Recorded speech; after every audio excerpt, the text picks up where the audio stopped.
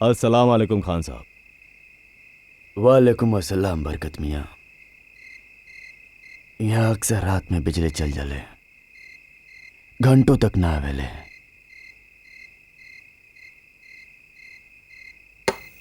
शुक्रिया अक्षय मियाँ।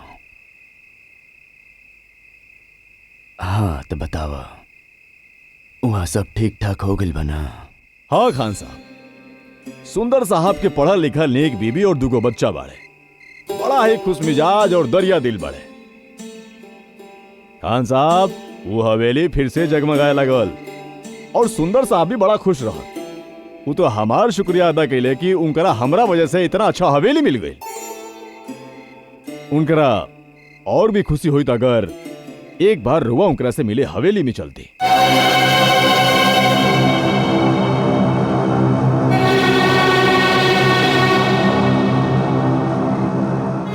ना, सुंदर साहब के बहुत एहसान बा हमरा ऊपर। वो मुश्किल काम के आसान कर दालन, मगर हमारू हवेली में जाके जी नहीं क्या करत। अब काहे खान साहब, ऐसन का बात बा? बरकत मियाँ, वो हवेली से हमार बहुत पुराना याद जुड़ल बा। यहाँ पर अकेला रहे नहीं तो याद इलाही में सब वक्त गुजर जाला। एजा हमके वो याद के शाया ना करेला। अब हम जब दुनिया से अलग हो गए बने तो दोबारा वहां जाके अपना आप के वो जंजाल में फंसा ली ना, बिल्कुल भी ना। दिल के बहुत सुकून मिलल बरकत मियाँ, ई जान के कि वहां पर सब कुछ ठीक हो गए।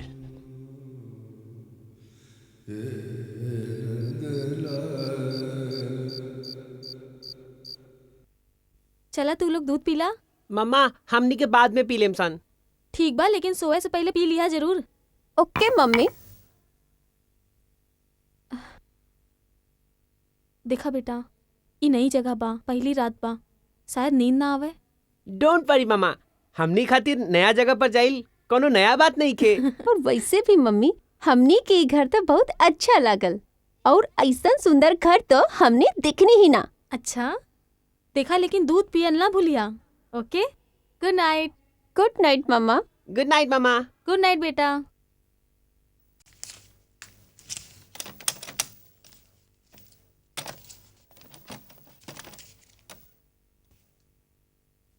बच्चे सुत गइल का? नहीं, अभी पढ़त पड़े। घर के बारे में कुछ कहले सु लोग? हाँ हाँ, हवेली में आके बहुत खुश बाड़े। गुड। सही, ई सब तोहरा वजह से भइल हा। हमार वजह से? हाँ शैल, तू हमार जिंदगी में आकर ओकरा खुशी से भर देलू हा। हालांकि हमार हर तीसरा साल ट्रांसफर हो जाला, बसल बसावल गृहस्थी तोड़े के पड़ेला, फिर जोड़े के पड़ेला। हम तो दफ्तर के काम में बिजी रहीले, बाकी के ही सब काम तोरा के अकेले ही करे के पड़ेला, पर तोहर माथा पर सिकन तक ना आवेला। ई जो कुछ भी हम करीला, रहुआ के प्यार और विश्वास पाए के। रहुआ हमके जे कुछ भी देनी, ओकर मुकाबले हम तो कुछ ना दे पाऊनी। अच्छा सर, ई तो बतावा कि तोहरा के घर कैसन लगल? घर? हाँ भाई, इतनी शानदार हवेली के इंतजाम के लिए बनी। भले 3 साल के लिए हो, लेकिन हम सोचनी कि हमार मलिका ई आलीशान हवेली में रही। चल, कोई कमी तो ना रह गल? नहीं, कोनो कमी ना हो, मगर हमके ई घर में अजीब सी कुछ अलग से ही फील हो रहल बा। कैसन फीलिंग? अगर हम रहुआ के बताए तो शायद रहुआ हम पे हंसब। अरे बात का बा, अगर कोनो हंसे वाला बात बा तो हमरो हंसे के मौका दा। जब हम हवेली के दरवाजा खोलनी और कदम रखे की कोशिश करत रहनी हा ता ऐसा लगल जैसे केहू हमार पैर पकड़ लेला सा।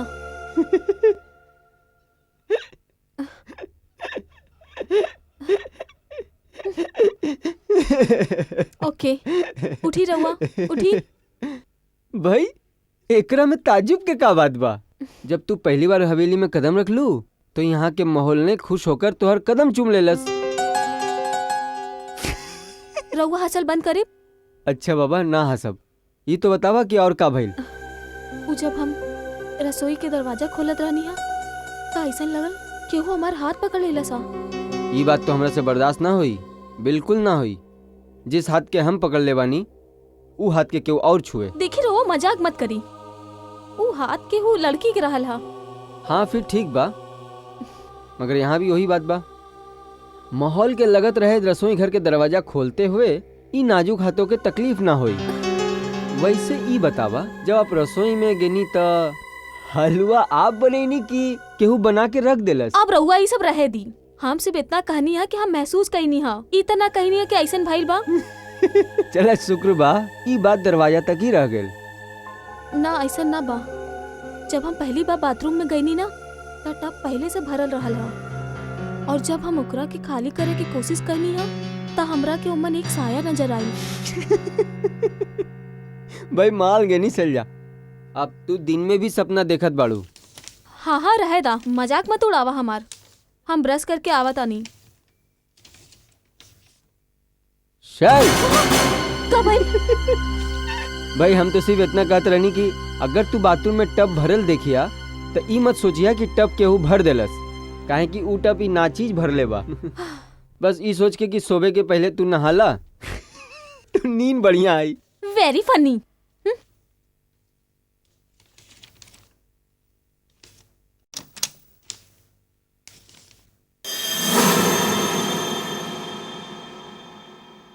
कहत रहले ना कि पानी भर ले हई।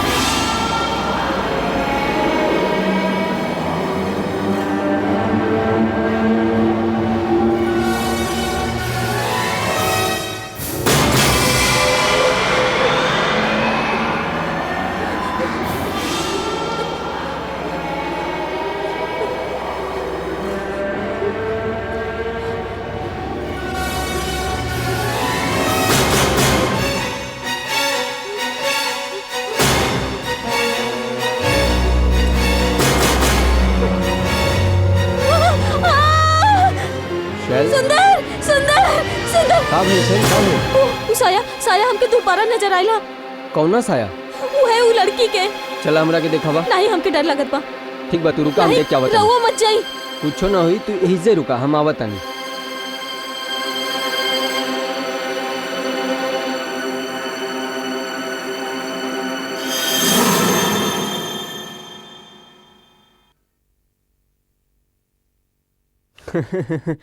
सेल कमाल कर दिलू तू, कायल हो गनी हम तोहार। हम थोड़ा सा हंसी का कर लेनी, आप तो इस कदर डर के हमर जाने निकाल ले लू। हम सचमुच में डर गई नहीं हा, मजाक नहीं के करत, हम सच कहता नहीं। चलो ठीक बा, खुश आप जितला हम हारनी। अब तू भी थक गेल बाड़ू, कल हमरा के बहुत काम बा, थोड़ा आराम कर लेवल जाई। कम आवा।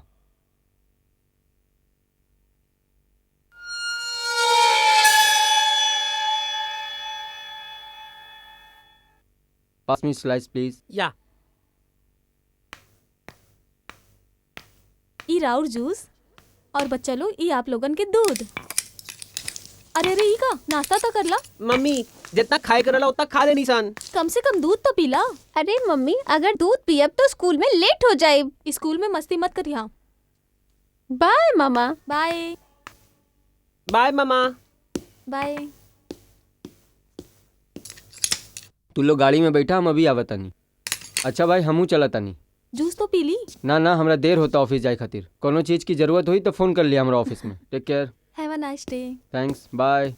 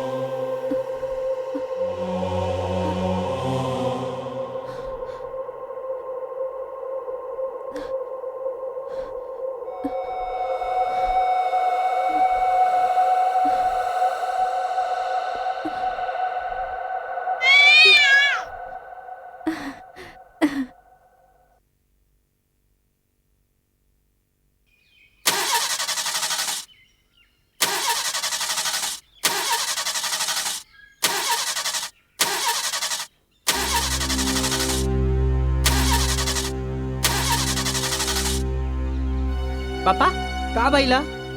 पूछो ना बेटा, बस गाड़ी नहीं खे स्टार्ट हो। पापा जल्दी करी ना, हमने के स्कूल के लेट होता। 1 मिनट बेटा, अभी हो जाई।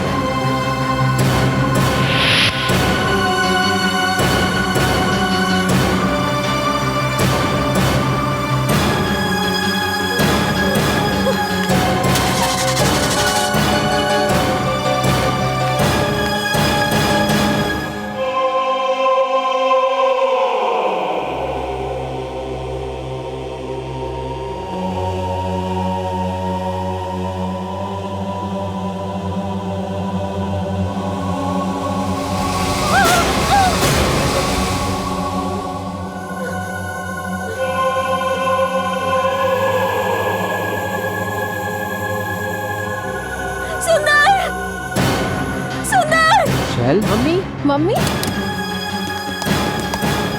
सुंदर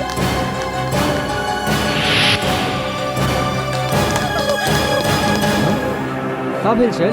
के बा वहाँ पर? कोई हाँ बतावा तो सही, का बा? हुआ एक लड़का हाँ का बात कर ताड़ू? हाँ वो हमरा के झुक के सलाम कैलस। आवा देखा था। नहीं नहीं हमके कब? डर लागत बा। आवा तो सही। नहीं। कब? अरे तू लोग अंदर मत जाइए, सुंदर संभाल के। मम्मी यहाँ तक केहू नहीं खे। तू चुप रहा। सुंदर जल्दी बाहर आइया। सुंदर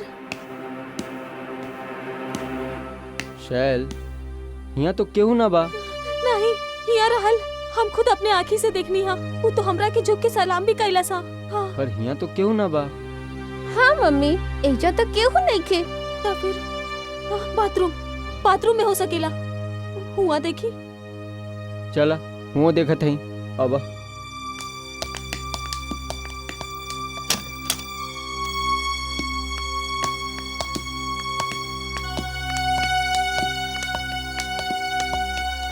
सुंदर संभल के। हाँ हम देखा तनी।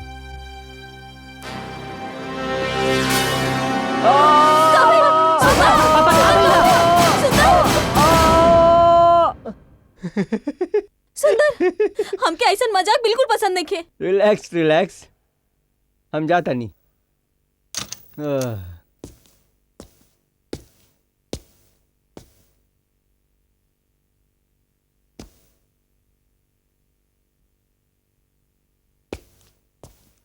भाई शैल, यहाँ तो कुछ ना बा। हम रउआ के कैसे समझाई? ये महज एक वहम बा जो तोहर दिमाग में घुस गल बा। और जब के वो वहम के शिकार हो जाला तो खुद अपन साया से भी डरे लगेला। हाँ मम्मी तू डर गई बाड़ू। हाँ मम्मी भैया बिल्कुल सच कहत पड़े, आप तो सच में डरा गेल बड़ी।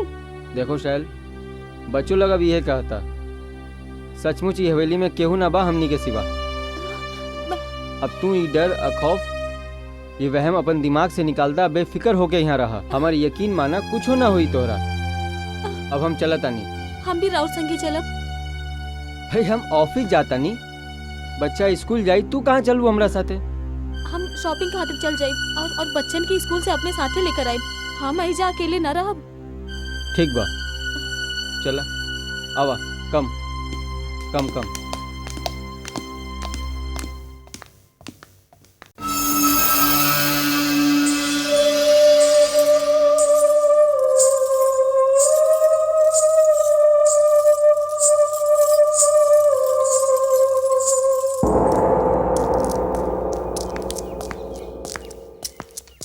कम फास्ट, वी आर गेटिंग लेट।